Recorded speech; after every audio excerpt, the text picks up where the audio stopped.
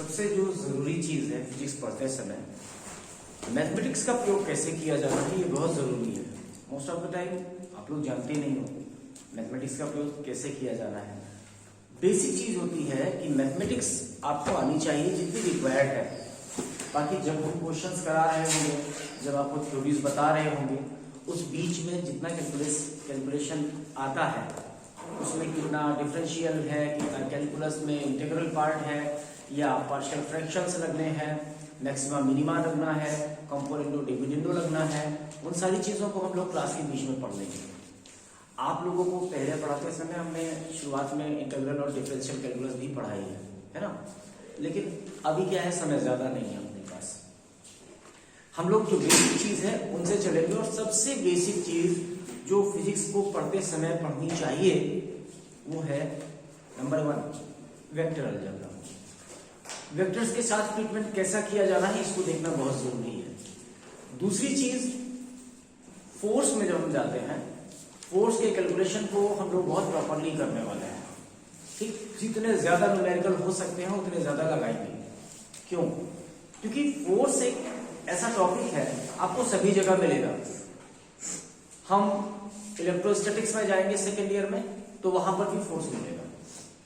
हम ग्रेविटेशन में जाएंगे तो वहां पर भी फोर्स मिलेगा, उसका कैलकुलेशन करने को मिलेगा। हम मैग्नेटिज्म में जाएंगे वहां पर भी फोर्स मिलेगा। फोर्स सभी जगह शामिल रहने वाला है। फोर्स में जितने सेक्शंस आते हैं उन सबको हम लोग कंप्लीटली देखने वाले हैं। ठीक है, सबसे पहले जो सबसे जरूरी चीज है आज हम लोग पढ़ेंगे वेक्टर अलजेब्रा के बारे में कि वेक्टर्स हैं क्या, इनको समझा कैसे जाए और इनकी इतनी ज्यादा जरूरत क्या है। जरूरत क्या है इस बात को समझना बहुत जरूरी है। हम लोग सिंपल एडिशन को देखते चले आए हैं। 2 में 4 जोड़ा तो 6 हो गया।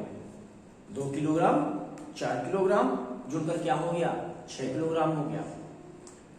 इसी तरह से हमने 5 में -3 जोड़ दिया तो आंसर कितना आया, प्लस का 2। या माइनस का साइन बड़ा होता तो साइन के साथ डिफरेंस आ जाता है ना। लेकिन वेक्टर में ऐसा नहीं होता है। क्यों? पहले तो हम जाने कि कौन कौन सी क्वांटिटीज वेक्टर्स होनी चाहिए और क्यों होनी चाहिए। हम दिशा के बारे में बात करेंगे। इससे पहले पूर्व में आप लोगों ने 2 चीजें देखी हैं। किसी भी फिजिकल क्वांटिटी में आपने 2 चीजें देखी हैं, एक इसका मॉड देखा है, दूसरा उसका यूनिट देखा है। केवल 2 चीजें देखी हैं। जैसे मान लेते हैं this is a block let, इसका मास कितना है m, तो m के साथ साथ में आपने क्या बताया, किलोग्राम। m के साथ साथ में क्या बताया, kilogram. This one is mod, this one is unit. इन 2 चीजों के बारे में बात करी। अगर इसके साथ में हमने एक और जोड़ दिया, लेट f प्राइम kg, ठीक, तो इनका टोटल मास कितना हो गया, m प्लस m प्राइम, और रहेगा यूनिट क्या, kg। तो रिक्वायरमेंट किस चीज की, इसको प्रॉपर बताने के लिए, इसको प्रॉपर बताने के लिए, वेरी गुड, इसको प्रॉपर बताने के लिए आपको 2 चीजें चाहिए थी, एक मॉड चाहिए था और दूसरी यूनिट चाहिए थी। अगर इनमें से कोई एक चीज आप छोड़ गए तो आपका आंसर एक्यूरेसी की सीमा से तो बाहर हो जाएगा। गलत किया जाए या सही किया जाए एग्जामिनर की इच्छा पर निर्भर हो जाएगा। आपने लिख दिया, आपका आंसर आया 70 kg, आपने kg हटा दिया, 70 लिखकर चले आए। अभी एग्जामिनर की इच्छा है तुमको नंबर देने वाला है कि नहीं देने वाला है, लेकिन एक्यूरेसी तो नहीं है इसमें। खैर, अब देखेंगे उन यूनिट्स को जहां पर, उन बेसिक क्वांटिटीज को जहां पर डायरेक्शन की अति आवश्यकता होती है। आइए एक छोटे से क्वेश्चन के साथ शुरू करते हैं। ये कार है, ठीक, ये कार चलते चलते रुक गई। बताना क्या है कि हमेशा 5 और 6 का योग, addition of 5 and 6 is not always 11, that is not always 11, that can depend upon the angle in between, उस पर डिपेंड कर सकता है। ये कार है, जब तक सेंस ना आ जाए फिजिक्स का, जब तक आप समझने न लग जाओ, आपको विजुअल्स ना दिखाई पड़ने लग जाए, तब तक फिजिक्स का मतलब नहीं होता है। हम कहते हैं those quantities which are following laws of vector addition या वेक्टर अलजेब्रा या पैरेललोग्राम लॉ या ट्रायंगल लॉ, दोज एडिशंस हम उन एडिशंस की बात करते हैं, पर वो एडिशन है क्या, इनको समझें तो। बच्चों के लिए दिमाग में हमेशा उलझन बनी रहती है कि कैसे अलग है, वेक्टर एडिशन कैसे अलग है, अलजेब्रिक एडिशन से कैसे अलग है। 5 + 3 तो हम 8 करते आए हैं, लेकिन क्या 5 न्यूटन + 3 न्यूटन भी 8 न्यूटन हो जाएगा या नहीं होगा, हम इस बारे में देखते हैं। ये कार है और ये ड्राइवर बैठा है, इसको चला रहा है। ये कार चलते चलते रुक गई, अभी रुक गई है तो कारों में धक्का मारा जाता है। इसने बैठे हुए एक व्यक्ति से कहा कि सर आप उतरिए और इस पे धक्का लगाइए। सर उतरे, सर ने यहां पर से इस पर धक्का लगाना शुरू किया। ये धक्का कितने का था, 10 न्यूटन का था। न्यूटन क्या है, फोर्स की यूनिट है, ठीक। इन्होंने देखा कि दिस मच फोर्स वाज अनसफिशिएंट, ये अभी भी अनसफिशिएंट था कि कार को धक्का दिया जा सके। इसने दूसरे से कहा कि सर आप उतरिए, आपको भी धक्का लगाना पड़ेगा। वो भी यहां से उतर कर आ गया, ये दोनों उतर गए। अब ये क्या हुआ, ये यहां पर खड़ा हो गया, इसने भी एक धक्का लगाया, that is of exactly 10 Newton again. इस कंडीशन में 10 न्यूटन प्लस 10 न्यूटन का रिजल्ट कितना आया, 0 आया। ये चीज दिमाग में बिल्कुल प्रॉपर चल रही है ना कि इन दो 10 न्यूटन प्लस 10 न्यूटन का रिजल्ट 0 आने वाला है। ये सब कुछ दिमाग में आ रहा है। नहीं समझ में आता तो खुद सोच कर देखो कि आप दो लोग दरवाजे के इस पार और उस पार हो, एक उधर से धक्का दे रहा है, एक इधर से धक्का दे रहा है। देखिए यहाँ पर टॉर्क का मामला है, पर फिलहाल हम इसको फोर्स के थ्रू लेकर चल रहे हैं। दोनों तरफ से धक्का दिया जा रहा है और अगर इक्वल फोर्सेज अप्लाइड हैं तो क्या वो दरवाजा खुलेगा, नहीं खुलेगा। मतलब इन 10 न्यूटन प्लस 10 न्यूटन का रिजल्ट कितना आया, 0 आया। हम पहले इस कंडीशन को देखते हैं। ये 10 न्यूटन इधर था और दूसरा 10 न्यूटन इधर था, एक दूसरे से अपोजिट डायरेक्शन में काम कर रहे थे। मतलब इनके बीच का एंगल कितना था, 180 डिग्री। तब 10 प्लस 10 का रिजल्ट कितना आया था, 0 आया था। बात समझ में आ गई। ड्राइवर ने कहा सर आप गलती कर रहे हो, धक्का इधर से नहीं लगाना है, इनको यहां से हटाया जाता है। जब हटाया जाता है तो ये भी यहां पर आकर लग जाते हैं और अब ये भी धक्का इसी दिशा में लगाते हैं। कितना, 10 न्यूटन का। अब इन दोनों का एडिशन कितना हो गया, 10 प्लस 10, अब कितना आया, 20। इस कंडीशन में इन दोनों की जो डायरेक्शन थी वो एक दूसरे से पैरेलल थी, 10 न्यूटन प्लस 10 न्यूटन। मतलब that was making how much, 0 degree with each other. तो इस कंडीशन में जब इन दोनों के बीच का 0 डिग्री था तो एडिशन कितना आया, 20। 10 प्लस 10 की मैक्सिमम वैल्यू कितनी हो सकती है, 20। लेकिन इसका सीधा सा मतलब हुआ कि जब एंगल को आप 0 से लेकर 180 की तरफ ले जाते हो तो रिजल्ट की वैल्यू 20 से घटकर 0 हो जाती है।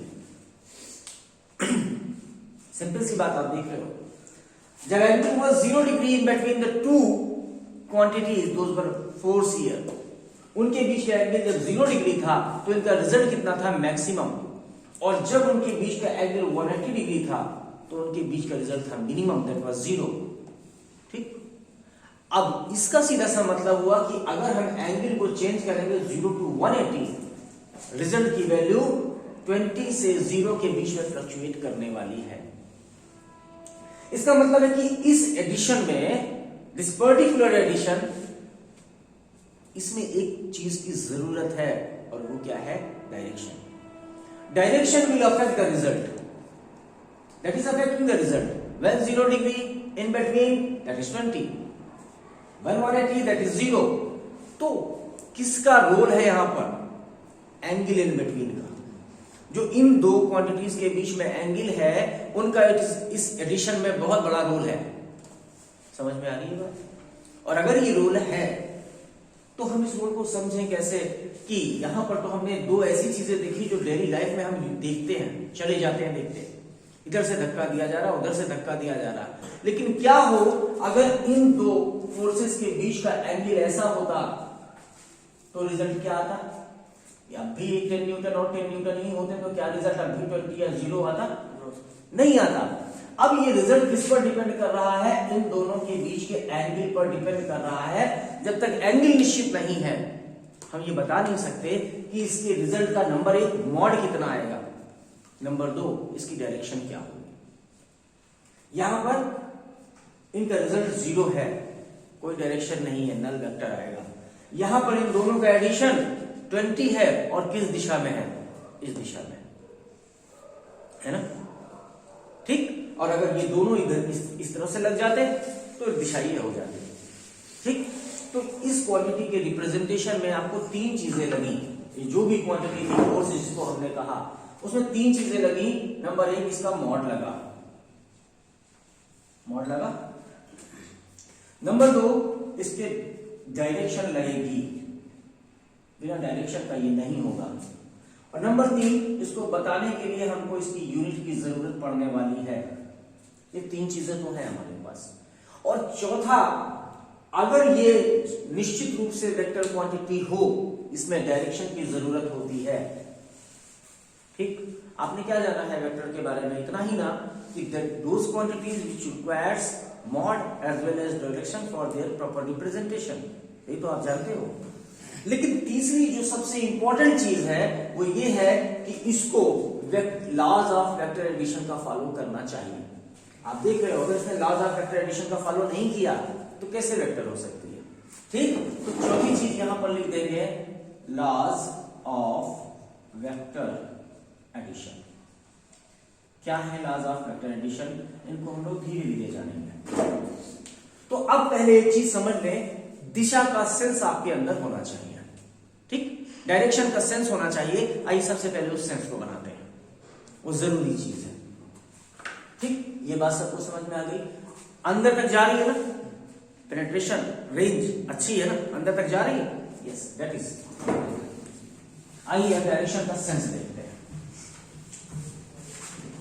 कंसीडर करते हैं कि हमने पूछा कि शयान हमको तुम्हारे घर जाना है।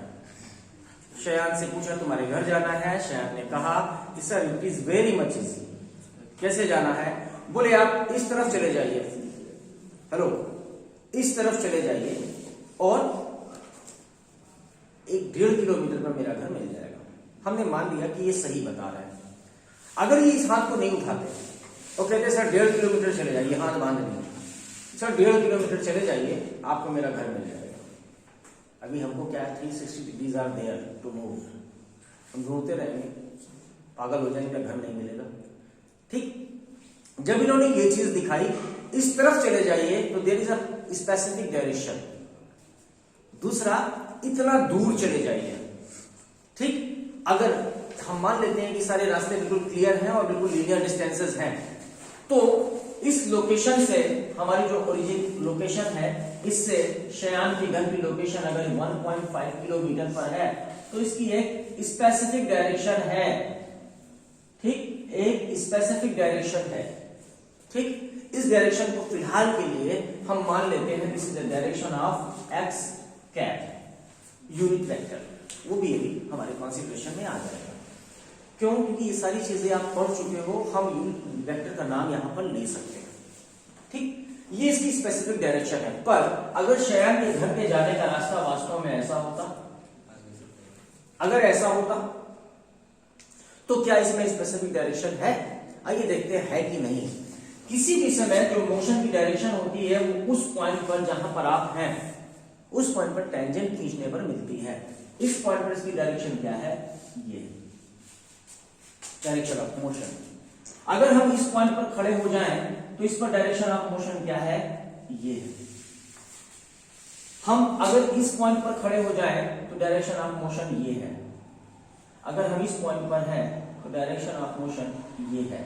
आप देख रहे हैं इस पाथ, हम जा यहां से रहे हैं ओरिजिन से शयान के घर तक ही जा रहे हैं, लेकिन इस लोकेशन से, इस पथ से होकर जाने पर हमारी डायरेक्शन निश्चित नहीं है। लेकिन इस पथ से होकर जाने पर हमारी डायरेक्शन बिल्कुल निश्चित है, वो कहीं पर भी चेंज नहीं हो रही है। It is having a unique direction, है ना, इस पर है। तो ये जो डिस्टेंस आप ट्रेवल कर रहे हो O to S वाया रास्ता A, जो इसको आप ट्रेवल कर रहे हो, इसमें एक डिस्टेंस है लेकिन डायरेक्शन नहीं है, यूनिट डायरेक्शन नहीं है, इसलिए ये जो पोर्शन है इसको कहा जाएगा डिस्टेंस। क्या कहा जाएगा? डिस्टेंस। और डिस्टेंस का मतलब हुआ कि वहां पर लेंथ तो है लेकिन स्पेसिफिक डायरेक्शन नहीं है, वो डिस्टेंस है। लेकिन अगर हम कहें O से S की डायरेक्शन तो ये निश्चित है, इसलिए डिस्टेंस तो यहां पर भी है, मतलब लेंथ तो यहां पर भी है, लेकिन with specific direction, length with specific direction, है ना? तो ये डिस्टेंस और लेंथ विथ स्पेसिफिक डायरेक्शन, इसको हम कहते हैं डिस्प्लेसमेंट। एक स्पेसिफिक डायरेक्शन। और जरा देखें कि अगर इन दोनों के बीच में मिनिमम डिस्टेंस कवर करना है तो हमको इसी डिस्टेंस में, डायरेक्शन में जाना पड़ेगा to cover the minimum distance. अब हम डिस्प्लेसमेंट को दूसरे शब्दों में परिभाषित करते हैं, अनदर डेफिनेशन, कि the minimum separation between any two point from O to S, the minimum separation, and that will be gained only by the means of traveling along this direction. अब आपने देख लिया कि डिस्प्लेसमेंट में एक निश्चित direction होती है, समझ में आ गई बात, जबकि डिस्टेंस में नहीं होती है। अब हम देखेंगे कि हम डिस्प्लेसमेंट को दिखाएंगे कैसे। इतनी बात समझ में आ गई, डायरेक्शन का सेंस समझ में आ गया। अगर हमको इस मेज को धक्का देना है, उस तरफ लेकर जाना है, तो उसके दो तरीके हैं, या तो हम इस तरफ से खड़े होकर इसको धक्का दें, या फिर हम उस तरफ जाएं और इसको पकड़कर खींचें। इन दोनों ही कंडीशंस में हमने डायरेक्शन ऑफ फोर्स जो रखा था वो उसी दिशा में रखा था। हम चाहे उसको पुश कर रहे हो या पुल कर रहे हो, but the direction is not changing. Consider करो कि हमको मेज को वहां ले जाना है, हमने कहा फोर्स लगाना पड़ेगा, हमने इधर से लगाया धक्का, ये जाएगी क्या उधर? इधर से फोर्स लगाया, मैं जाएगी क्या उधर? नहीं जाएगी। जब एक स्पेसिफिक डायरेक्शन होगा तभी हमको स्पेसिफिक रिजल्ट भी मिलेगा। समझ में आई बात? ठीक। तो आपने देखा कि वेक्टर जो एडिशन होता है वो नॉर्मल एडिशन से निश्चित रूप से अलग होता है, and that depends on the angle in between any two physical quantities, जो वेक्टर क्वांटिटीज हैं। एनी नहीं, एक ही जैसी चीजें जुड़ती हैं। सीधी सी बात को ऐसे समझ लो कि एक खेत में 4 गधे चल रहे हैं। एक छोटी सी बात अभी बोली है, उसी को फाइनलाइज कर दे। एक खेत में 4 गधे चल रहे हैं, उसी में 2 भैंसे और आ गई। अब कितने हो गए? 4 गधे और 2 भैंस, क्योंकि गधे भैंस आपस में जुड़ नहीं सकते। इसीलिए जब हम एडिशन की बात कर रहे होंगे ना, वेक्टर एडिशन, तो not any two physical quantities जो जुड़ जाएंगे, एक जैसी क्वांटिटीज ही आपस में जुड़ेंगी। चाहे तो आराम से अपना सो सकती, कोई दिक्कत नहीं, हम डोरी भिगा देंगे। सो जाओ, सो जाओ, कोई बात नहीं, सो जाओ, नींद है आ जाती है। ठीक है, अब हम देखेंगे रिप्रेजेंटेशन कैसे करेंगे। रिप्रेजेंटेशन करने के लिए अब हम यहां पर अलजेब्रिक चीजों का प्रयोग करने वाले हैं। अभी हमने यहाँ पे 1.5 किलोमीटर कहा था, लेकिन अब हम अलग चीजों का प्रयोग करने वाले हैं। अगर कोऑर्डिनेट सिस्टम खींच लें, कोऑर्डिनेट सिस्टम खींच है, यहां पर x और ये y, और इसके अलावा अगर हम खींचें बोर्ड से परपेंडिकुलर बाहर की ओर, तो ये z एक्सिस है ना, ये z, x, y और z। x के अलावा जो डिस्प्लेसमेंट हम दिखाने जा रहे हैं, इस दिशा में हम लेकर चल रहे हैं। हमने मान लिया इसका डिस्टेंस कितना है, x, डिस्टेंस कितना है, x।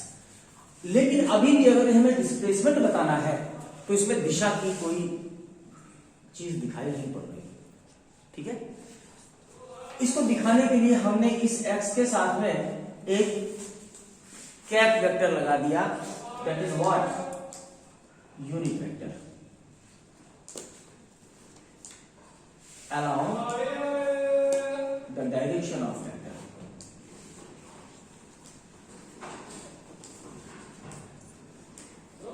इसकी दिशा किधर होती है, यूनिट वेक्टर है इसकी दिशा किधर होती है, along the direction of the vector होती है। फिलहाल हमने इसको x इसका मॉड था और इसमें डायरेक्शन बताई जानी चाहिए, जैसा कि हम लोगों ने वेक्टर की डेफिनेशन में पढ़ा है, इसलिए x is the mod and x cap is the direction. अभी इसकी बात पूरी हो गई और इस पूरी क्वांटिटी को हम कैसे लिखते हैं, x के ऊपर एक एरो लगाकर। अब हमने लिख लिया vector x is equal to mod of vector x into direction of vector x, and direction of vector x is unit vector along the direction of x। ठीक, यहां से एक और रिजल्ट लेकर आएंगे, this implies x cap equals vector x upon mod of vector x। इसको कई बार ऐसे भी लिखा जाता है mod of vector x। ठीक, हमने सिंपली x लिख दिया, इसको मॉड ऑफ वेक्टर x के रूप में नहीं लिखा। दो खड़ी लाइनों के बीच में आपने x वेक्टर को डाल दिया, इसका मतलब होता है मॉड ऑफ वेक्टर x। ठीक है, आइए इसी चीज को न्यूमेरिकली समझने की जरूरत है। मान लेते हैं ये x कैप की डायरेक्शन को हमने अगर ज्योग्राफिकल कोसाइन ले लिए तो ये कौन सी हो जाएगी, ईस्ट हो जाएगी। ये कौन सी हो जाएगी, ईस्ट, और ये कौन सी हो जाएगी, नॉर्थ। ठीक, अब अगर हम इस डिस्प्लेसमेंट को दिखाना चाहें और हम बोले फ्रॉम O टू A ये वेक्टर है और हमने लिख दिया इसकी वैल्यू कितनी है, 1.5 किलोमीटर अलोंग ईस्ट। पूरी सारी जितनी सामग्री हमें चाहिए, जितनी इंफॉर्मेशन हमको इस वेक्टर को बताने के लिए चाहिए, वो सारी चीजें यहां पर मौजूद हैं। क्यों, आप x और x कैप के रूप में भले न जान पाए हो, लेकिन इस रूप में आप इसको जान पाएंगे। 1.5 kilometre, you are having some idea how much is the value 1.5 kilometer, you are having that idea, you are having the idea of direction of east। ठीक, तो ये वेक्टर का रिप्रेजेंटेशन पूरा हो गया, 1.5 किलोमीटर अलोंग ईस्ट। सारी चीजें हैं, मॉड है, यूनिट है, डायरेक्शन है। ठीक, आइए ये तो हो गया बात x के अलोंग। अगर हमने डिस्प्लेसमेंट दिखाया तो उसको हम x से दिखा देते हैं। y के अलोंग अगर डिस्प्लेसमेंट दिखाया, बहुत इंपॉर्टेंट चीज है, क्योंकि जब हम इक्वेशन ऑफ मोशन में चलते हैं वहां पर आ जाता है y equals UYT minus half GT square. तो वहां पर आप x और y में बड़ा कंफ्यूज हो जाते हैं, सर सब जगह तो x लेते हैं, यहां पर y क्यों लेते हैं। y है displacement along the direction of vertical axis, along the direction of y।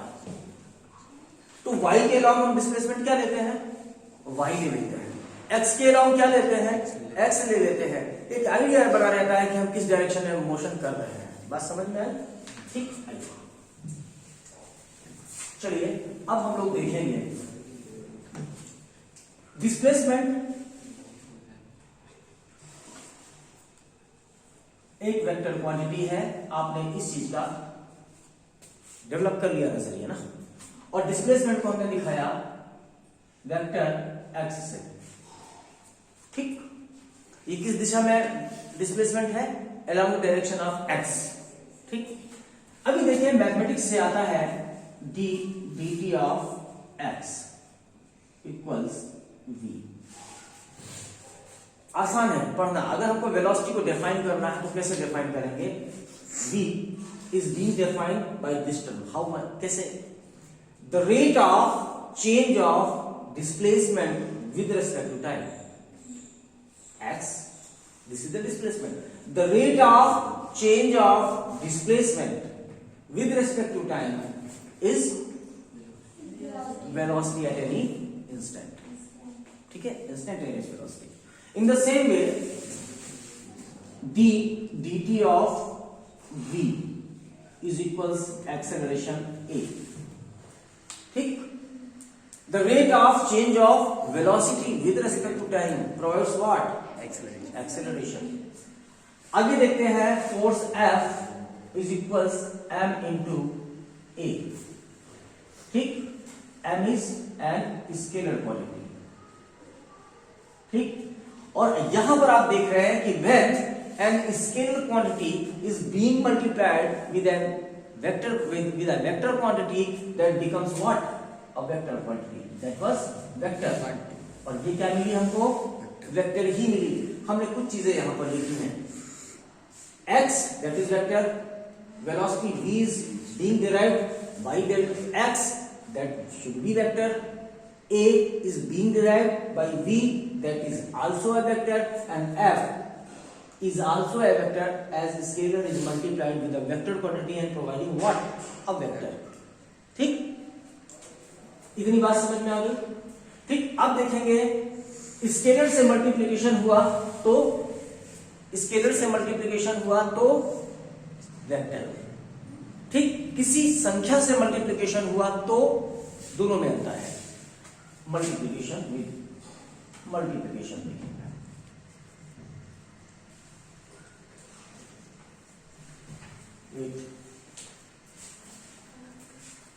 मतलब तुम आया नहीं हो, फोन करके नहीं कर रहे हो। मल्टीप्लिकेशन के बारे में बात कर रहे हैं। मल्टीप्लिकेशन हम केवल फिलहाल वो मल्टीप्लिकेशन नहीं देखेंगे जहां कि वेक्टर से वेक्टर का मल्टीप्लिकेशन हो रहा है, हम वो बाद में देखेंगे। फिलहाल इसको देखते हैं। मल्टीप्लिकेशन के समय में जब हमने एक स्केलर क्वांटिटी का एक वेक्टर के साथ मल्टीप्लिकेशन किया तो चेंज क्या आया? चेंज क्या आया? m is mass in kilogram, in kilogram. Acceleration in metre per second square. तो जो यूनिट नहीं आ रही है, जो फोर्स की यूनिट आ रही है, कितनी आ रही है? Kilogram metre per second square. कि when an scalar is being multiplied with a vector, तो what is changing? The unit is changing. ठीक, लेकिन जब एक सिंपल नंबर से हम इसका मल्टीप्लिकेशन करेंगे, ये किससे मल्टीप्लिकेशन हुआ था? स्केलर से, वेक्टर का। लेकिन अगर हम सिंपल नंबर से मल्टीप्लिकेशन करेंगे, जैसे हम बात करते हैं 2f, इस 2f का मतलब क्या हुआ है? Only 2 is multiplying with f। तो जो वैल्यू ऑफ फोर्स होगी विल बी ट्वाइस, वो डबल हो जाएगी, उसका मॉड डबल हो जाएगा। यहां पर भी मॉड a का मॉड m गुना हो जाएगा, ये सच है, लेकिन यूनिट बदल जाएगी। यहां पर यूनिट बदल जाएगी, लेकिन यहां पर यूनिट नहीं बदलेगी। यहां पर केवल सिंपल जो मॉड है वो अगर हम x से मल्टीप्लिकेशन करें तो x टाइम्स हो जाएगा, बस। वो 1/3 हो, 2/4 हो, 5 हो, कुछ भी हो, जितने से मल्टीप्लाई करोगे उसका मॉड उतना हो जाएगा। ठीक, तो मल्टीप्लिकेशन भी आपने दो तरीके से देखा। वेक्टर का वेक्टर से मल्टीप्लिकेशन वो थोड़ा सा ब्रॉड है। डॉट प्रोडक्ट अलग आता है, क्रॉस प्रोडक्ट अलग आता है। क्रॉस प्रोडक्ट में डायरेक्शन आता है, वो अलग चीज है, उसको बाद में देखेंगे। फिलहाल आपने एक छोटा सा आइडिया ले लिया है कि वेक्टर है क्या। ठीक, वेक्टर में क्या क्या होता है? एक यूनिट वेक्टर होता है, एक मॉड होता है, एक डायरेक्शन होती है। आप ये सारी चीजें जान गए। ये वो चीजें हैं जो शुरुआत में आपके दिमाग में एक जगह बना देती हैं कि हमको पढ़ना क्या है। अब हम बात करेंगे geometrical representation of a vector, किसी वेक्टर का ज्योमेट्रिकल रिप्रेजेंटेशन। देखें,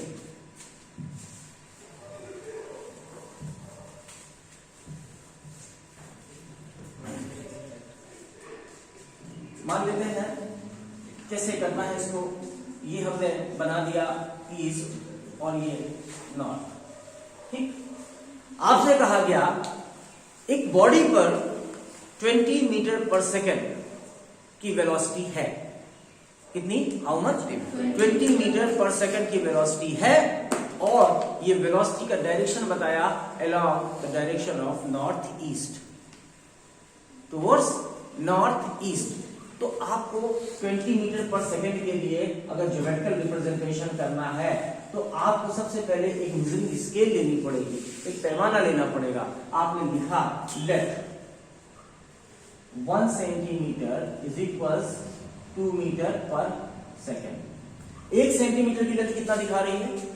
2 मीटर पर सेकेंड। तो 20 मीटर पर सेकेंड को दिखाने के लिए कितनी लेंथ हुई?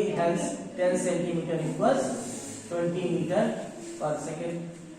ठीक, अब हम बात करेंगे, चूंकि हमने एक चीज निश्चित कर ली कि mod of 2 metre per second will be shown bye 1 centimetre, तो हमको कितनी लंबी लाइन खींचनी है? 10 सेंटीमीटर की। दूसरी इसने बात करी है दिशा की, कि किस डायरेक्शन में? Along north east. ठीक, यहां देखिए नॉर्थ ईस्ट की जो डायरेक्शन है वो ये है, इन दोनों से 45 बनाती हुई, इन दोनों से ही 45 बनाती हुई, this is the direction of north east, है ना। अब आपने क्या किया, इसके पैरेलल एक लाइन खींची, कितने सेंटीमीटर की, 10 सेंटीमीटर की। कैसे, 1 2 3 4 5 6 7 8 9 और 10। आपने ये वेक्टर बना दिया, ठीक। ये वेक्टर अगर बना दिया तो इस वेक्टर को हम लिख सकते हैं velocity v vector of how much 20 metre per second. इसमें डायरेक्शन दी हुई, ठीक। यहां पर एक नोटेशन में और थोड़ा सा चेंज करेंगे। जब आप एरो का निशान यहां पर लगाते हो, यहां पर बिल्कुल लास्ट में, तो इसका मतलब है ये अभी भी इस दिशा में चला जा रहा है, प्रवृत्त है, इस दिशा में अभी भी प्रवृत्त है, जा रहा है। ये निशान अक्सर करके अच्छी स्टैंडर्ड बुक्स हैं उनमें बीच में लगाया जाता है, ठीक है, बीच में लगाया जाता है। अभी ये आपकी खुशी है, इतना हमको स्पेसिफिक नहीं होना है, पर ये आपकी खुशी है, आप चाहो तो ऐसा कर सकते हो। इसका एक फायदा मिलता जरूर है। क्या फायदा मिलता है, जब हम ट्रायंगल लॉ में जाते हैं, तो ट्रायंगल लॉ में जाते हैं, इस वेक्टर के साथ में इस वेक्टर को जोड़ा और इसके बाद ये आया, तो यहाँ पर दो निशान जब हम तीर के बनाते हैं ना, तो आपस में इतना मिक्स हो जाता है कि हमको रिजल्ट दिखाई नहीं पड़ता। ऐसी कंडीशन में अगर हम इस नोटेशन का यूज करेंगे ना, तो हमको फायदा होने वाला है। कैसे, ये और ये आपको दिखाई पड़ता है, ठीक है। तो आपने देखा कि किस तरह से हमने डायरेक्शन का यूज करके इसको यहां पर बना दिया। अब बात करते हैं कि किसी भी वेक्टर की यदि दिशा ना बदले और मॉड ना बदले तो वो वेक्टर कभी बदलता नहीं है, ठीक। आइए हम इस पेन के थ्रू इस बात को समझते हैं। जिस तरफ कैप लगा है उस तरफ ये एरो लगा है, ठीक। हमने इसके साथ में कंपेयर किया इसको, ठीक। ये अब अगर हम इस वेक्टर को कहीं पर भी खींच ले जाएं इस प्लेन में, ये इसकी दिशा में चेंज नहीं हुआ और इसके मॉड में भी हमने चेंज नहीं किया।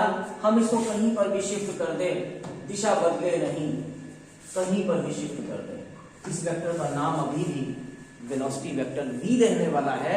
उसका मॉड भी वही होगा, डायरेक्शन भी वही होगी। मतलब पूरे बोर्ड में आप इसको घुमा दो, ना तो मॉड बदलना और ना डायरेक्शन बदलना।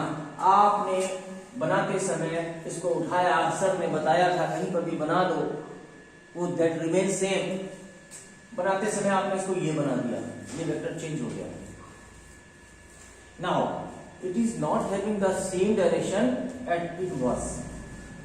अभी ये वो वेक्टर नहीं है, बात समझ में आ गई, ठीक। तो कहीं पर भी इसको तुम बना दो, कहीं पर भी डायरेक्शन नहीं बदले, जरूरी नहीं कि इसी प्लेन पर हो, इसके पैरेलल भी किसी प्लेन पर हो सकता है, इसके पैरेलल किसी भी प्लेन पर हो सकता है। समझ में आई, चाहे जहां पर बनाते रहो, बस इसका मॉड एंड डायरेक्शन नहीं बदलना चाहिए। That should be a notable point, that should be a notable point. Why, क्योंकि तुम इसको भूल जाओगे। तो किसी वेक्टर में अगर दिशा और उसका मॉड नहीं बदलता है तो that remains the same vector, okay.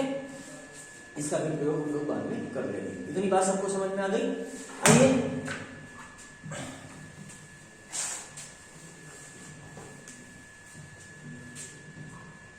अब हम बात करेंगे कुछ बेसिक कॉन्सेप्ट्स की, जिनमें आता है पोजीशन वेक्टर और डिस्प्लेसमेंट वेक्टर। हम बहुत लंबा नहीं खींच के चलेंगे, हमारा अधिकतम जो समय है ना इस सेक्शन के लिए वो 1 घंटा निर्धारित है। इसके बाद हम लोग लिनियर मोशन में जाएंगे और इसके बाद मोशन इन प्लेन में जाएंगे, फिर फोर्स में जाएंगे, ठीक है। क्या बताने जा रहे थे? यस, आइए बात करते हैं position vector, position vector and displacement vector.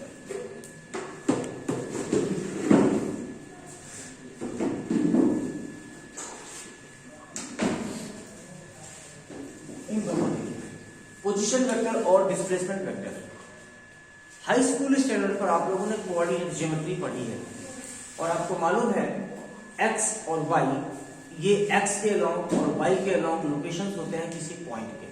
इस बात को हम और बेहतर जान लेते हैं। हो सकता है कुछ लोगों का मैथ का बेस बहुत अच्छा नहीं है और अक्सर करके हमको मिलता भी है। देखें, अगर ये कोई पॉइंट है एक्स वाई प्लेन पर, केवल एक्स वाई प्लेन है, that is not a space, three dimensional नहीं है ये पॉइंट P है। इस पॉइंट P का लोकेशन x, y कहने का अर्थ क्या हुआ कि अगर हम x की डायरेक्शन में यहाँ पे परपेंडिकुलर ड्रॉप कर दें तो ये डिस्टेंस कितना है x, और अगर यहां पर ड्रॉप कर दें तो ये डिस्टेंस कितना है y। सिंपल सी चीज होती है, लेकिन कई बार हम देखते हैं कि बच्चों को ये भी पता नहीं होता है। ठीक, x और y कहने का मतलब क्या हुआ कि इस पॉइंट का इस ओरिजिन से इस डायरेक्शन में जो डिस्टेंस है या डिस्प्लेसमेंट है कितना है x यूनिट है। ठीक, और दूसरा इस डायरेक्शन में जो डिस्प्लेसमेंट है ओरिजिन से, दिस इज द ओरिजिन, वो y यूनिट है। बात समझ में आ गई? तो इसका लोकेशन आया x, y। बात समझ में आ गई? अब अगर हम इसको 2D में ही देखना चाहें वेक्टर के रूप में, पोजीशन वेक्टर के रूप में, तो हम कैसे बताएंगे? फिलहाल आप एक चीज जानिए कि x के अलोंग जो यूनिट वेक्टर हम लोग लेके चलते हैं वो होता है i कैप, और y के अलोंग जो यूनिट वेक्टर लेके चलते हैं वो होता है j कैप। तीसरा वेक्टर हम लोग k कैप लेकर चलेंगे जब हम स्पेस की बात करेंगे। ठीक है, अब इस पॉइंट P को अगर हम एक वेक्टर फॉर्म में दिखाना चाहें तो देखिए इस ओरिजिन से यहां तक का जो डिस्प्लेसमेंट है वो निश्चित है पॉइंट P का, और इसकी दिशा भी बिल्कुल निश्चित है। बात समझ में आ गई? इसलिए इसके पास पूरी की पूरी पावर है, पूरी पूरी क्षमता है कि अपने आप को वेक्टर कह सके, because I am having a specific mod as well as an specific direction, that's why I should be a vector।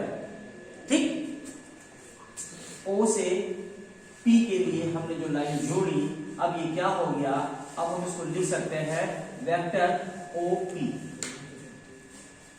क्या लिख सकते हैं? Vector OP। या हम इसको और ढंग से कहना चाहें तो हम लिख सकते हैं position of point P with respect to origin in mod and direction। ठीक, position of point P with respect to origin in mod and direction। यहां पर अगर इस शब्द को जानेंगे with respect to ओरिजिन, इस बात को जानेंगे। ठीक, क्योंकि ये बहुत जरूरी चीज है, अक्सर आप इस चीज को छोड़ जाते हैं, ये है बहुत जरूरी चीज, विद रिस्पेक्ट टू ओरिजिन। आइए बात करते हैं, अगर हम इस पॉइंट को ऑब्जर्वेशन के लिए, हमने फिलहाल ये पॉइंट ले रखा था, इस पॉइंट से ऑब्जर्व कर रहे थे, ओरिजिन से ऑब्जर्व कर रहे थे, पर अगर हम ओरिजिन को बदल दें या ऑब्जर्वेशन पॉइंट को बदल दें, अब हमने ऑब्जर्वेशन पॉइंट को यहां पर कर दिया, क्या अब भी इस पॉइंट P की location with respect to this origin O prime अब भी वही रहेगी x और y? नहीं रहेगी। यस किसने कहा? सर क्या है ना, हम लोगों को यस कहने की आदत पड़ गई है, हम लोगों ने सर जिंदगी में पीछे बैठ के यस ही कहा है। कोई बात नहीं, आगे बैठ के यस कहो तो क्या मतलब है? देखो इस बात को, हेलो, इस बात को देखो कि जब हम कहते हैं position P in terms of x and y, तो x का मतलब हमने आपको बताया कि इस जगह से इसकी डिस्टेंस कितनी है, x है, ये वर्टिकल सेपरेशन कितना है, y है, तो क्या यहां से भी x ही रहने वाला है? नहीं रहने वाला। अगर आप यहां से परपेंडिकुलर ड्रॉप करें तो x तो केवल यहां तक था ना, x तो केवल इतना था, x तो केवल इतना था, और y तो केवल इतना था ना। अब इसके करस्पॉन्डिंग y तो केवल इतना था, ये भी तो है, ओके, ये भी तो है ना। तो इसकी पोजीशन आप देख रहे हो with respect to this origin. अब अगर हम इसको यहां से देखने लग गए, तो देखें इसकी मॉड और डायरेक्शन दोनों चेंज हो गई कि नहीं हो गई? मॉड भी चेंज हो गया, डायरेक्शन भी चेंज हो गई। अभी पहले डायरेक्शन ये थी, अब डायरेक्शन थोड़ा सा इंक्लिनेशन अलग हो गया, पहले ये डायरेक्शन थी, अभी ये डायरेक्शन है। और मॉड पहले इतना था, अब मॉड इतना है। इसका मतलब है कि point is not changing. What is changing? The origin, जहां से हम इसको ऑब्जर्व कर रहे हैं। इस बात को और बेहतर समझें। इतनी बात समझ में आई?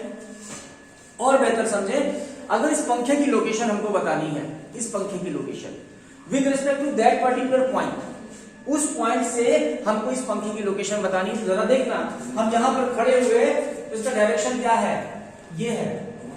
देखो सब लोग, इस पंखे का डायरेक्शन क्या है? ये है। ठीक, अब अगर हम मुड़ गए और इधर आ गए, यहां पर आ गए, जरा देखिए इस पंखे की डायरेक्शन क्या है? ये है। समझ में आ रही बात? आप देखिए both the cases direction change, और क्या मॉड में चेंज नहीं आया? अगर हमने ऑब्जर्वेशन का पॉइंट बदल दिया, ऑब्जर्वेशन का पॉइंट हमने पहले वो रखा था, अभी ये रखा, ऑब्जर्वेशन का पॉइंट बदल दिया तो उस पॉइंट का लोकेशन चेंज हो गया? नहीं हुआ, वो पॉइंट अपनी जगह पर, लेकिन ओरिजिन चेंज हो गया, इसलिए वेक्टर की वैल्यू चेंज हो गई। मॉड में चेंज आ गया, डायरेक्शन में चेंज आ गया। बात समझ में आई? तो what is important? That is कि हम कहां से किसी पॉइंट को लोकेट कर रहे हैं, खड़े होकर कहां से देख रहे हैं। ठीक, तो this is the position vector of point P but with respect to origin O। कौन वाला? OP। और इसकी वैल्यू कितनी आई? OP equals x i cap plus y j। कितना आया? OP equals x i cap plus y j। और अगर हम इसी को O डैश के रिस्पेक्टिव देखने लग जाएं तो कितना आया?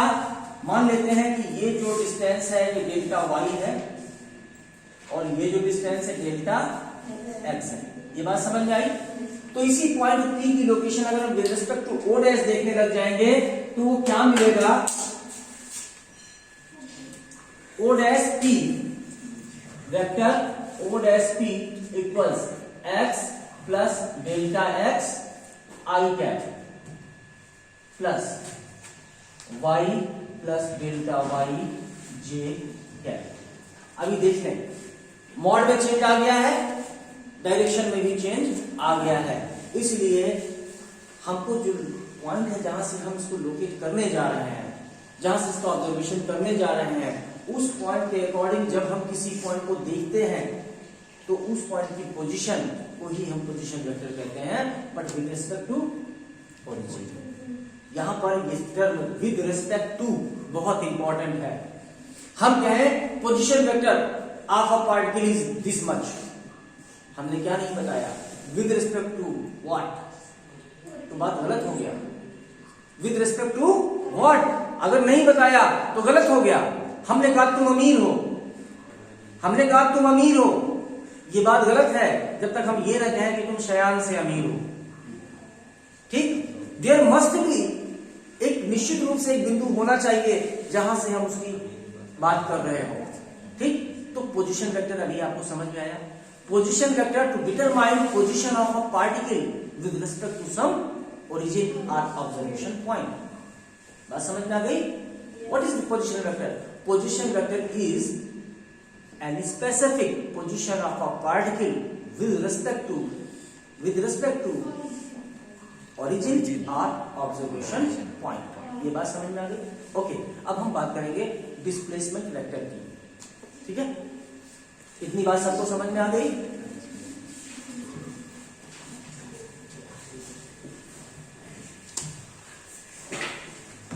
अब बात करेंगे डिस्प्लेसमेंट वेक्टर की। ठीक है, तो डिस्प्लेसमेंट वेक्टर को समझने के लिए हम लोग पहले देखेंगे एडिशन ऑफ वेक्टर।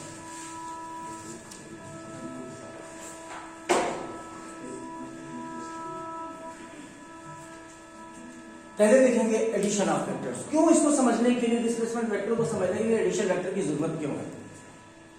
इसलिए है क्योंकि वहां पर एडिशन और सब्सट्रैक्शन दिखाई पड़ेगा, इसलिए पहले इसको पढ़ा जाना चाहिए। आपने पोजीशन वेक्टर तो पढ़ लिया, ओपी आपने देख लिया, ठीक, यद्यपि उसके लिए भी हमको एडिशन की आवश्यकता पड़ने वाली थी, पर हमने उसको वहां से एलिमिनेशन कर दिया उसका। ठीक है, एक मिनट आप उसको पास करिए जरा। एडिशन कैसे किया जाना है, पहले ज्योमेट्रिकल एडिशन को देखते हैं। ज्योमेट्रिकल एडिशन कैसे, अब आप एक चीज जान गए हैं कि मान लेते हैं ये वेक्टर ए है, ठीक, और दूसरा वेक्टर हमने बनाया बी।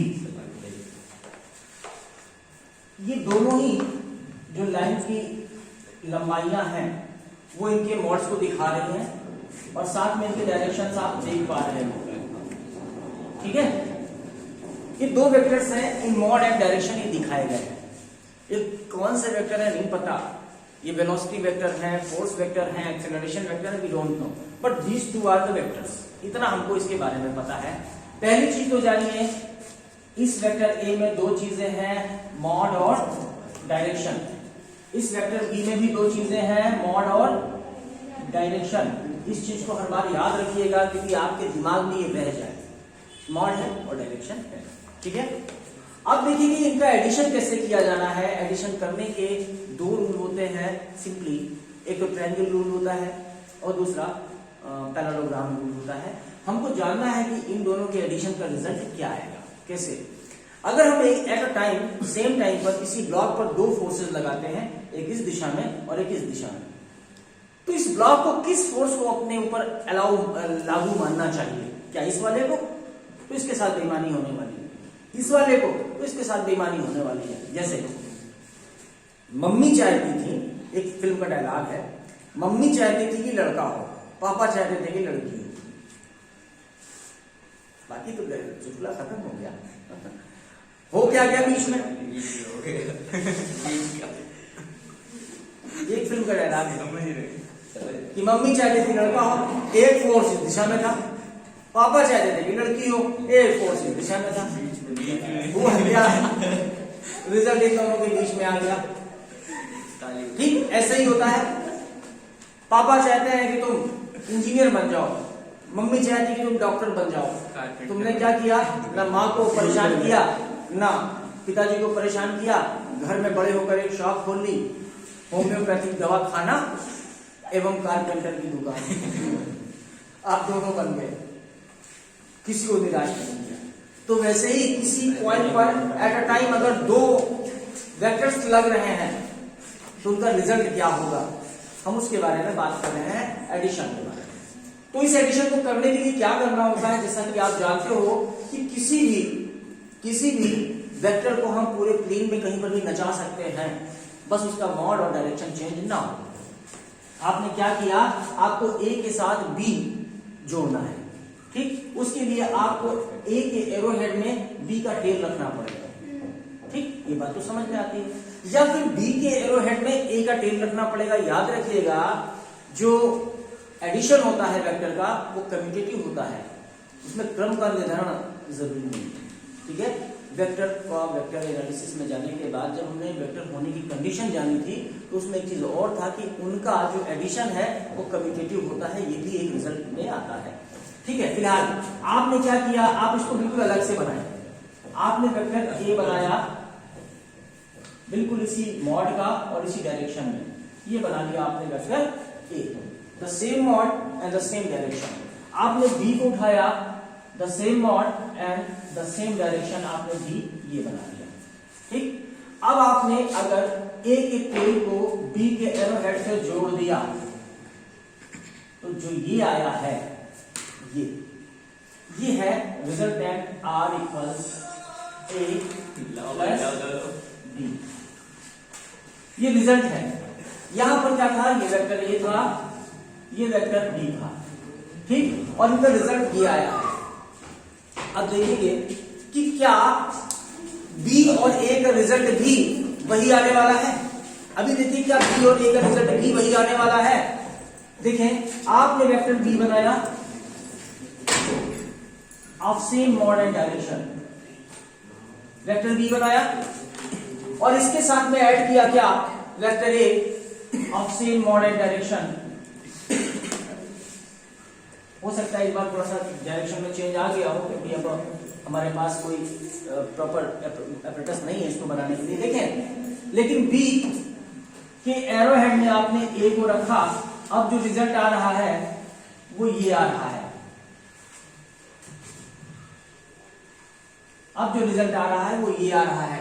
आप देखेंगे कि दोनों का जो रिजल्ट आएगा b प्लस ए और a प्लस बी, दोनों के दोनों सेम डायरेक्शन में आएंगे और सेम मॉड के आएंगे। समझ में आई बात? आप a प्लस बी करो या b प्लस ए करो, बोथ आर द सेम। समझ में आ गई बात? ठीक, ओके। अभी देखते हैं एनालिटिकल सॉल्यूशन में जाएंगे इनके, और हम लोग देखेंगे एडिशन का parallelogram law.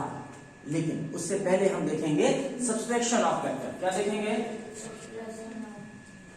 Subtraction of vector. देखिए ये हम रिवीजन में चल रहे हैं, इसलिए हम इसको बहुत डीप लेकर नहीं चलेंगे, इसके क्वेश्चंस नहीं कराएंगे। जो भी आपको करना है आप कॉन्सेप्ट को समझिए। विदाउट कॉन्सेप्ट आप क्वेश्चंस लगाते रहोगे तो कोई फायदा नहीं है। आप लगाते रहो, आपको कभी समझ में भी नहीं आएंगे। बस कभी कभी पेपर आउट हो जाता है, कहते हैं जो एक्सरसाइज 5 का तीसरा सवाल है ना वो आ रहा है तो का याद याद करने का है। तो सब्सट्रैक्शन ऑफ वेक्टर, अब इस बात को समझें क्या है। सब्सट्रैक्शन ऑफ वेक्टर के साथ में हम बात करेंगे निगेटिव वेक्टर की। देखिए इस चीज को थोड़ा सा लिख लें, what is subtraction of vector.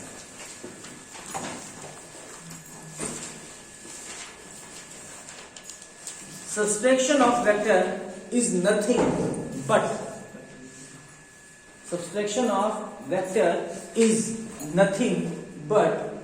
addition of negative vector. Addition of negative vector.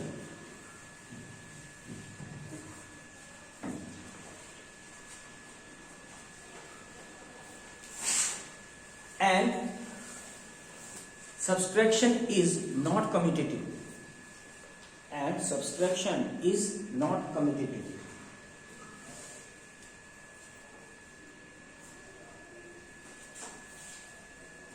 ठीक, आइए क्या कहा हमने? Subtraction of vector is nothing but addition of negative vector. मान लेते हैं ये वेक्टर्स हमारे बने ही हुए हैं ए और बी, आपने एडिशन देखा, ये कम्यूटेटिव था। ठीक, हम इस सेक्शन को, भाई हमारा नीला पेन लाओ जरा, तुम्हारे हमारे पेन नहीं दे रहे हो, मतलब हमारे पेन किताब में बैठे हो,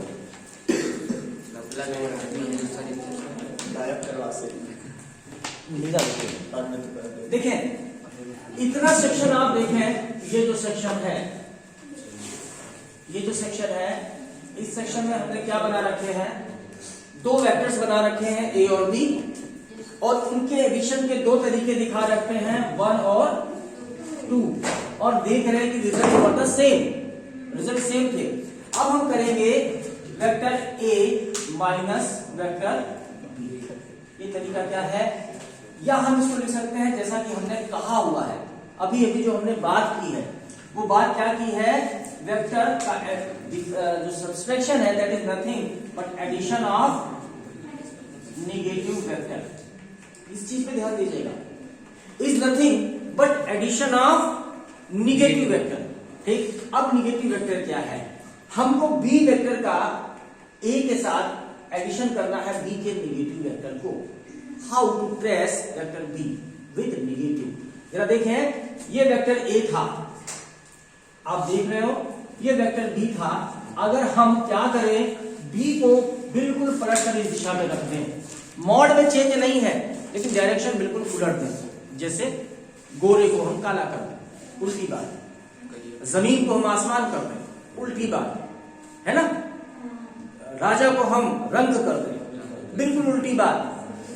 ठीक, यहां पर भी बिल्कुल उल्टी बात है कि इसको बिल्कुल हम उलट देंगे, इस दिशा में कर देंगे, तो ये जो वेक्टर आया ये माइनस ऑफ बी आया। क्या आया? Minus of B.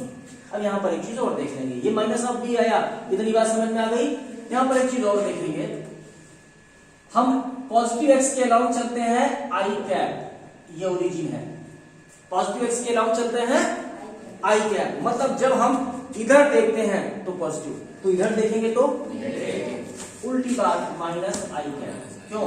इन दोनों का ही मॉड यूनिट होता है, डायरेक्शन उल्टी है, इसलिए ये माइनस आई कैप वो प्लस आई कैप। इधर इस दिशा में चले तो जे कैप, इस दिशा में चले तो minus J cap. In the same way इस दिशा में चले तो a कैप और इसके जस्ट अपोजिट डायरेक्शन में चले तो माइनस a। बात समझ में आ गई? ठीक, तो अब हम एडिशन ऑफ नेगेटिव वेक्टर देखेंगे। एडिशन के लिए सबसे पहले हमने वेक्टर a को बनाया, जैसा कि यहां पर भी बनाया था। यहां पे नीचे बनाते हैं तो पैरेलल खींचने में आसान हो जाता है। ये बनाया vector a in mod and direction. ठीक, अब इसके एरो हेड में हमको जोड़ना है, क्योंकि जोड़ने का प्रोसेस है। क्या जोड़ना है? माइनस बी जोड़ना है, डी नहीं जोड़ना है। कह रहा है subtraction is addition of negative vector, तो हमको करना तो एडिशन ही है। लेकिन अब हमने क्या किया, नेगेटिव वेक्टर बी को ये खींच लिया, दिखाई पड़ा? ये नेगेटिव वेक्टर बी है, तो इसका जो रिजल्ट आया वो अब कितना आया, ये जो रिजल्ट आया ये रिजल्ट आया r equals a minus B. समझ में आया? और अभी हमने देखा ये a है और ये माइनस b है। अब हम देखेंगे b माइनस a, क्या वो b इतना ही आएगा? आइए देखते हैं। अगर हम देखें ये केस 1 और ये केस 2 ले लेते हैं। नाउ b माइनस a, और b माइनस a कहने का मतलब हुआ b plus minus of a। ठीक, b plus minus of a। तो हमने पहले b को खींचा, b किस दिशा में था? इस दिशा में था, इन मॉड एंड डायरेक्शन था ना b। और माइनस a किधर आएगा? माइनस a इधर आएगा इन मॉड एंड डायरेक्शन, इसकी डायरेक्शन ये हो गई। ठीक है, हो गई। तो आप देखें b माइनस a और a माइनस b की दिशा में अंतर आ गया। ये b माइनस a है, रिजल्ट है ये वेक्टर b और ये वेक्टर माइनस a। आप देखिए दोनों में क्या अंतर आया। Vector a minus b along that direction, ठीक, और मॉड इतना है। Vector b minus a along that direction और मॉड b अलग है। इसका सीधा सा मतलब हुआ कि a minus b is not equal to b minus a, जबकि आप इसके पहले रिजल्ट देख कर आए हैं कि a plus b is equal to b plus a। ये रिजल्ट देख कर आए। बात समझ में आ गई? ओके, अब हम देखेंगे, वापस पहुंचेंगे कहां? डिस्प्लेसमेंट वेक्टर में। समझ में आ गई बात?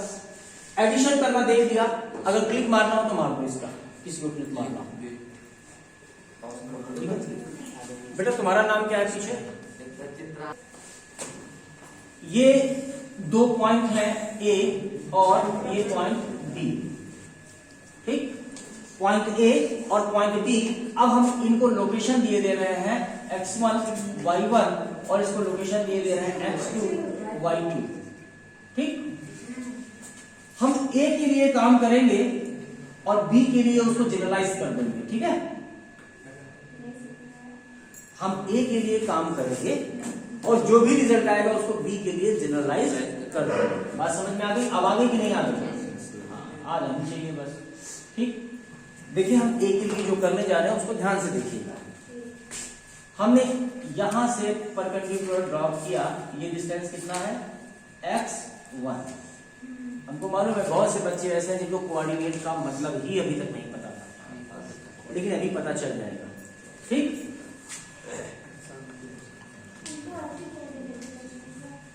कोई बात नहीं बेटा, हमने आपके लिए कहा भी नहीं है।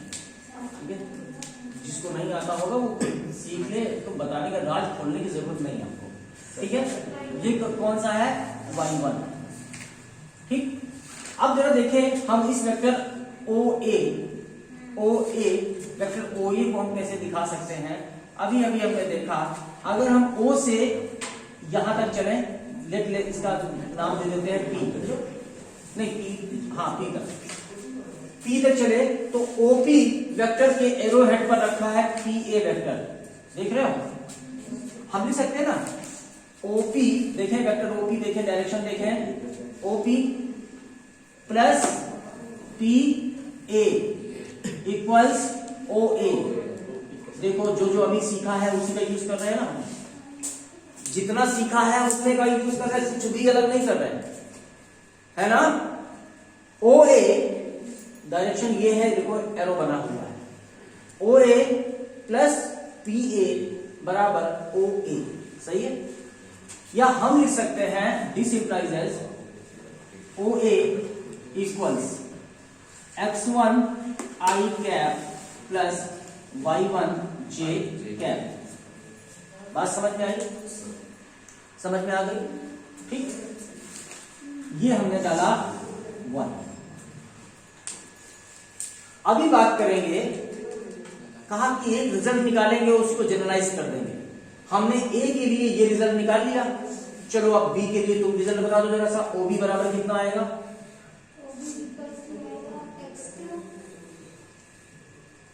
आई कैप। अभी समझ में आया कि रिजल्ट हमने एक निकाला और उसी को जनरलाइज कर दिया। अभी इसके लिए हमने वो काम नहीं किया, ठीक। तो अब आप देखिए आपके पास दो वेक्टर्स हो गए, एक वेक्टर हो गया ओ ए, दूसरा वेक्टर हो गया ओ बी। अब डिस्प्लेसमेंट वेक्टर क्या होता है? ओ ए और O B are the position vector of point A and B with respect to observation point O, ठीक।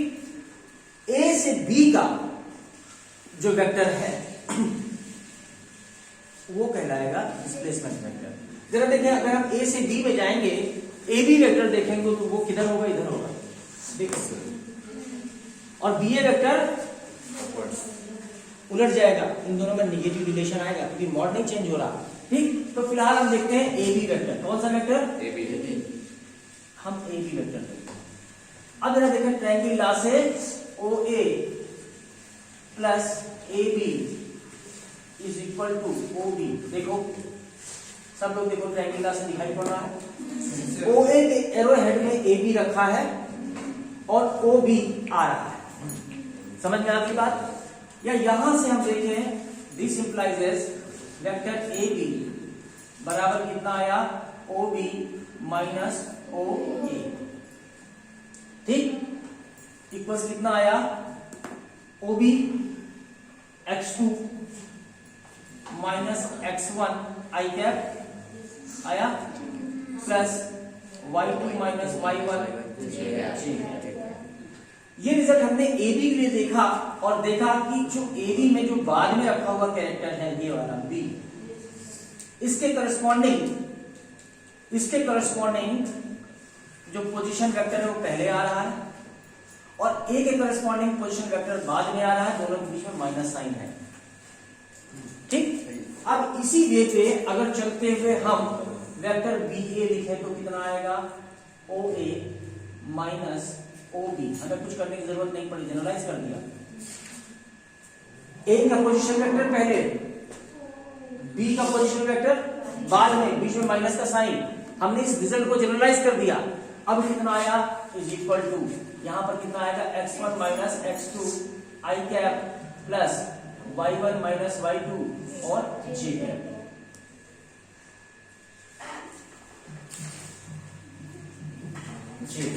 इतनी बात समझ में आ गई? अब अगर हम इसमें से माइनस कॉमन ले लें, इसमें से माइनस कॉमन ले लें या इस वाले में से माइनस कॉमन ले लें, तो आप देखेंगे क्या होगा? Vector A B is equals minus of vector B A. यही तो आएगा रिजल्ट अगर माइनस कॉमन ले लिया। डिस्प्लेसमेंट वेक्टर समझ में आ गया? डिस्प्लेसमेंट वेक्टर समझ में आ गया? अब अगर वेलोसिटी की डेफिनेशन देखें तो कहती है the rate of change of displacement with respect to time. तो अगर कोई पॉइंट इस तरह से मोशन करता हुआ बी पर पहुंचा है, इस तरह से मोशन करता हुआ, तो उसकी इंस्टेंटेनियस वेलोसिटी अगर हमको पता करनी है तो हम पता कर सकते हैं डी dt ऑफ आर। हमने किसको कहा? ए बी वेक्टर को। क्या कहा? आर कहा। अब इसका डी dt निकाल लेंगे, हमको मिल जाएगा, ठीक। बात समझ में आ गई? मिल जाएगा। और कैसे मिलेगा उसको देख लेते हैं। यहां पर हम सबको वैल्यूज दिए देते हैं, सबको वैल्यूज दिए देते हैं। x1 की वैल्यू हमने रख दी 4, ठीक। और y1 की वैल्यू रख दी 5, ठीक। x2 की वैल्यू रख दी 7 और y2 की वैल्यू रख दी 3। दिखाई पड़ रहा है? वैसे ही चेंज भी आ रहा है ना? तो अब आप जरा सा आर वेक्टर की वैल्यू बताओ कितनी आएगी, देखिए x2 माइनस x1 कितना आया, वेक्टर आर बराबर बताओ कितना आया, 4 minus 7 that is minus 3 I cap, ठीक है, प्लस नहीं 7 माइनस 4 आएगा भाई, हाँ सर नहीं एक बार में देख लिया करो, कितना आया 7 माइनस 4 बराबर 3 आई कैप माइनस 2 जे कैप, यही आया ना, ये आया आर, तो इंस्टेंटेनियस वेलोसिटी कितनी आएगी, d dt ऑफ आर, आप ऐसे निकाल सकते हो, ऐसे निकाल सकते हो, बात समझ में आ गई, ठीक, ओके, हटा दें इसको,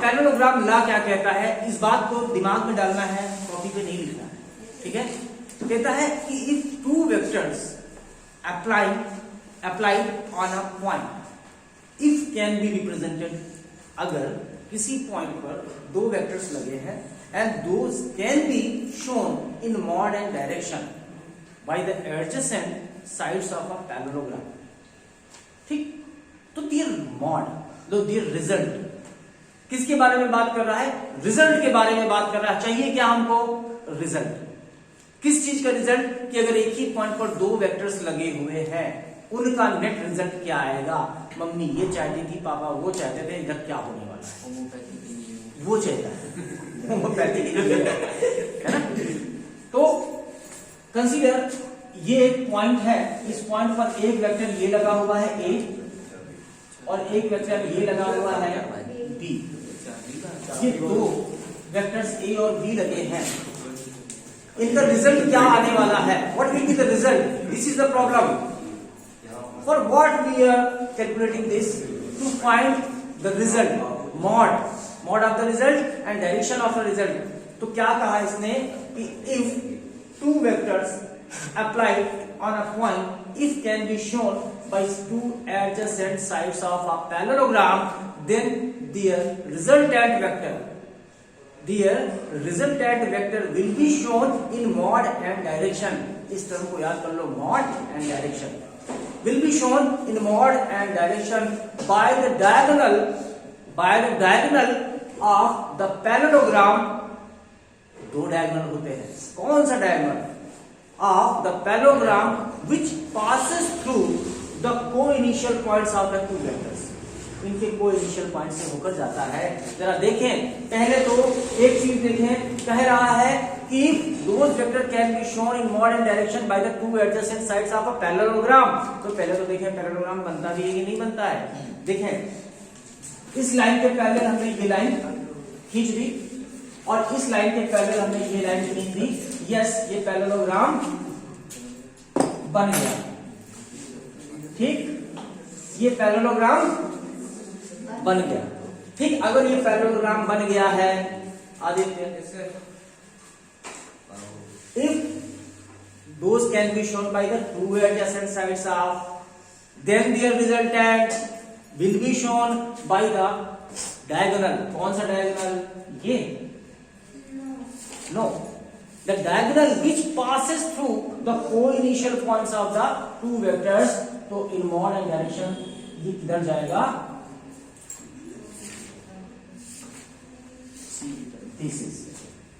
this is the result R, this will be the result R in mod and direction, इसकी कोई जरूरत नहीं, बात समझ में आ गई, तो जो इसकी सही है, जो इसका स्टेटमेंट है उसको याद करने की जरूरत नहीं है, उसको समझने की जरूरत है, ठीक, कि if those two can be shown by the adjacent sides of a parallelogram, then their resultant will be shown by that diagonal which is passing through the co-initial points of the two vectors, ठीक, अब हम इसका identical solution करेंगे, इस vector A का mod कितना है, mod of vector A, let हमने इसको मान लिया स्मॉल ए, और मॉड ऑफ वेक्टर बी हमने मान लिया लेट स्मॉल बी, और इन दोनों के बीच का एंगल थीटा, ठीक, जब हम लोग, चूंकि समय कम है, हमको पहले याद जल्दी से इसको खत्म कर देना है, जब हम लोग न्यूमेरिकल्स में चल रहे होंगे वेरियस टॉपिक्स में,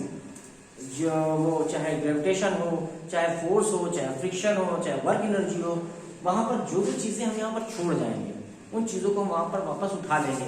लेकिन आपको क्या रखना है, सबको दिमाग में रखना है, ताकि उस समय हम बताने लग जाएं तो फिर सर ये वो स्थिति नहीं आनी चाहिए।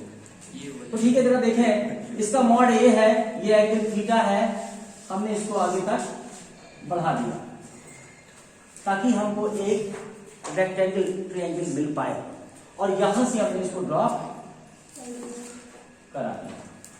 ठीक, जब इसको ड्रॉप करा दिया, अगर इसका मॉड बी था तो इसका मॉड भी बी है। ठीक, ये एंगल थीटा है, ये थीटा है। ठीक, तो by the means of trigonometry आप जान सकते हैं ये वाला कितना होगा, B cos theta, by the means of trigonometry. और बाय चांस अगर आपको नहीं पता है तो ये भी करा दें, पता है। इन द सेम वे इस पर आ जाते हैं तो इसका मॉड कितना होगा, B sine theta.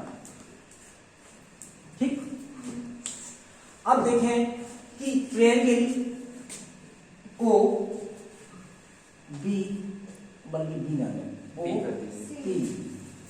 O P और क्यू को देखते हैं। In triangle O P and Q, mod of R, जो लेंथ आर है that will be shown by under the root, क्योंकि हाइपोटेनस है ओ क्यू का स्क्वायर प्लस पी क्यू का स्क्वायर, यही ना। ओके, अभी हम देखते हैं ओ क्यू कितना है। ओ क्यू यहां से यहां तक की लेंथ कितनी है, ए, ये लेंथ कितनी है, B cos theta whole square plus, इसको पी क्यू के बजाय क्यू क्यू लिखते हैं। बात वही है लेकिन लिखने में अच्छा लगता है क्योंकि साइक्लिक क्रम में चल रहा है, ओ क्यू क्यू पी है ना, साइक्लिक क्रम में चल रहा है। आप एक चीज देखिएगा, आपको अपनी कॉपी में रिप्रेजेंटेशन कैसे करना है, अगर आपको कहीं से सीखना है ना तो यहाँ से सीखिए। आपको दिखाई पड़ता होगा कि मेरी लाइन भी टेढ़ी हो जाती है तो उसको सीधा करते हैं। कोशिश करते रहेंगे तो सब कुछ सही हो जाएगा। ठीक, हमने तो 10 साल बाद बोर्ड पे पेन चलाया है, पहले जब हम चलाते तो चाक चलाते थे, चाक और पेन में बहुत डिफरेंस होता है। ठीक, हम तो सीधे में शुरुआत में जब हमने अब से लगभग महीने भर पहले क्लासेस शुरू करी थी, हमारा पेन इससे सीधा चलता ही नहीं था। ठीक है, प्लस यहां पर इसकी लेंथ कितनी है, बी साइन थीटा का होल स्क्वायर। ठीक, ये हो गया।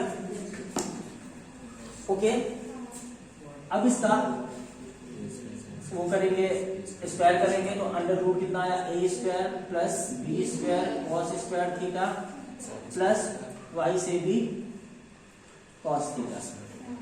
ठीक, ये इतने का स्क्वायरिंग हो गई, plus B square sine square theta, इस पूरे का अंडर रूट इक्वल्स, अभी B square cos square theta और B square sine square theta को आप एक साथ लेकर जाओ, ये दोनों साथ में लेकर जाओ तो कितना हुआ, cos square theta plus sine square theta is equal to 1, तो कितना आ गया, under the root A square plus B square plus twice A B cos theta.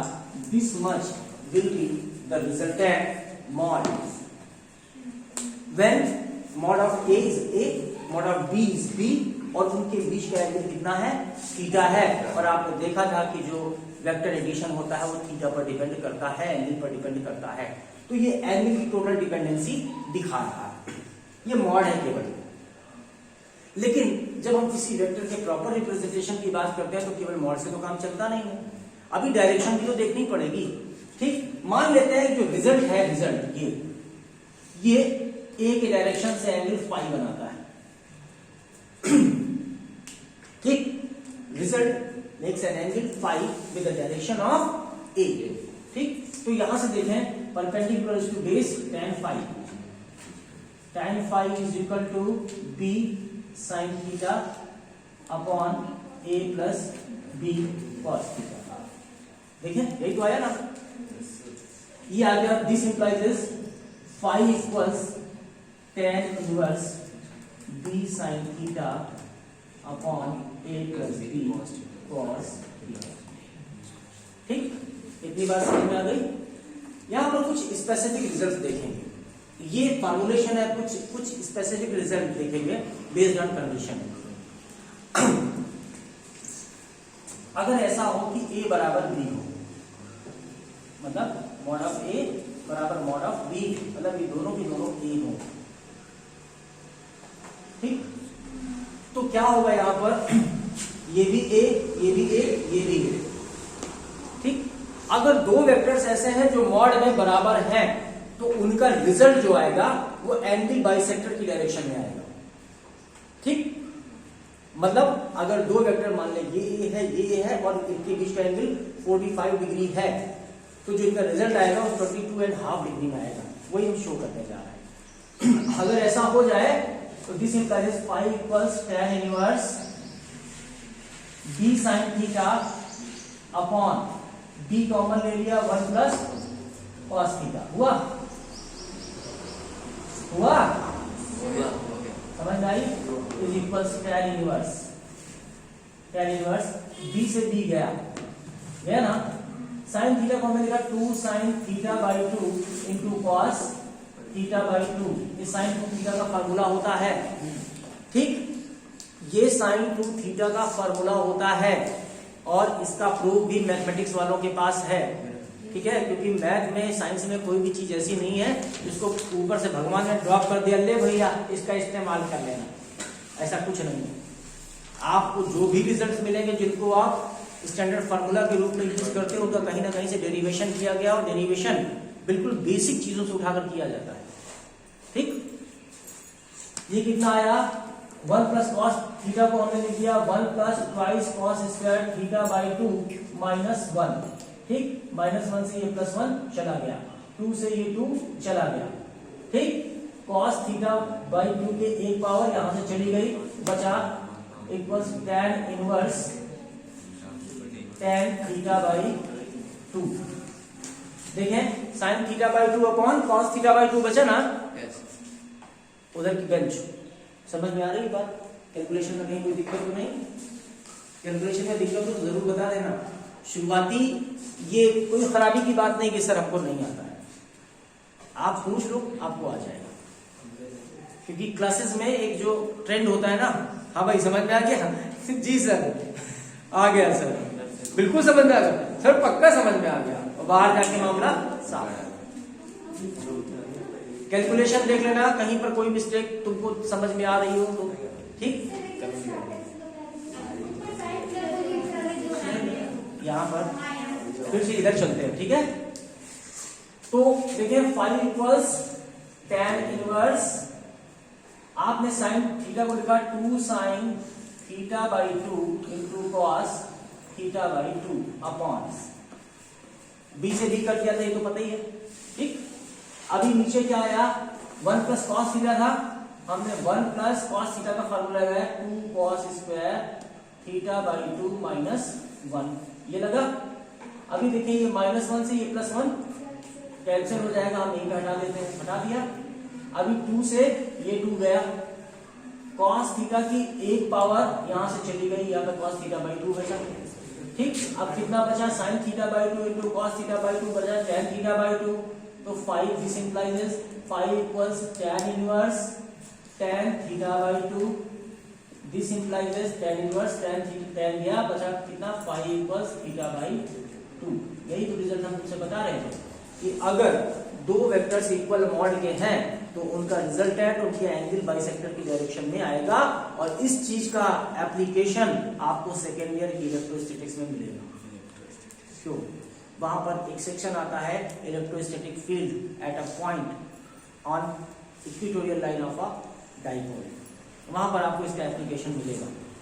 और बच्चे तुम्हारे सेकेंड ईयर वाले बिल्कुल नहीं समझ पाते क्योंकि उनके पास कोई कॉन्सेप्ट नहीं है, हमको हर एक चीज बतानी पड़ती है, फिर भी 5-6 दिन से छुट्टी किए हुए हैं प्री बोर्ड के नाम पर, झंडा बुलंद किए हैं, तुम मजे करोगे, हम तुमसे ज्यादा मजेदार हैं, तुमसे ज्यादा मजे कर लेंगे, ठीक, ओके। अब अंतिम चीज जो आपको बताने जा रहे हैं वो बताने जा रहे हैं कंपोनेंट। इस कंपोनेंट के बाद हम लोग सीधे कहाँ चलेंगे, फोर्सेज में, उसमें चलेंगे, मोशन में चलेंगे, सीधे 2 में चलेंगे, 1 थोड़ा सा बताएंगे बस। इसमें दूर टिक नहीं आती।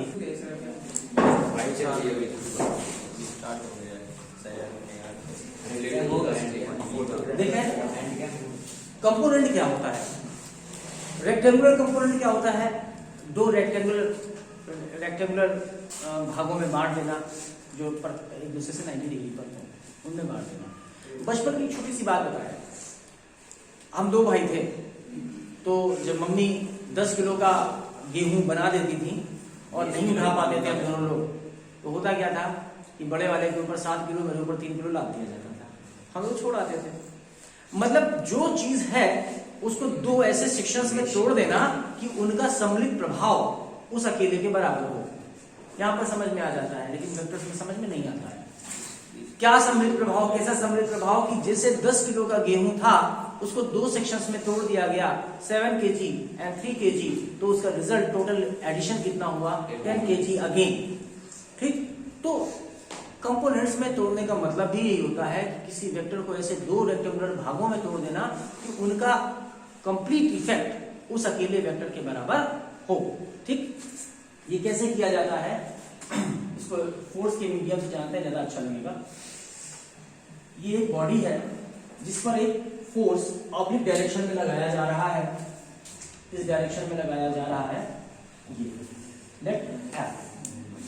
ठीक, इस एफ के दो कंपोनेंट, अगर ये एफ आपने कोई रस्सी पकड़ के नीचे ईंट बांध रखी है, आपने खींचना शुरू किया, तो क्या ईंट आगे नहीं खींचेगी, खींचेगी ना।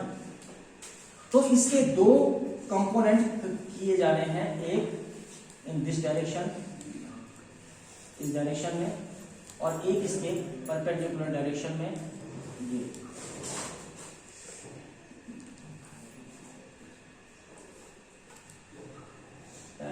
कभी कभी नजर लग जाती है पढ़ने में,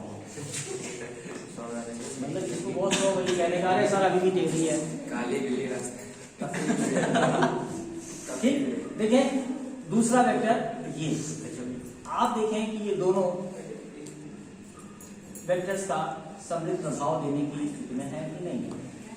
देखें ये एंगल अगर थीटा था हॉरिजॉन्टल के साथ, आपको किसी भी समय कंपोनेंट बनाते समय ये जरूर देखना है कि आपका एंगल कहां से है, एंगल कहां से है। ये एंगल भी हो सकता था हॉरिजॉन्टल से, या वर्टिकल से भी एंगल थीटा दिया जा सकता था, तब कंपोनेंट बदल जाते थे।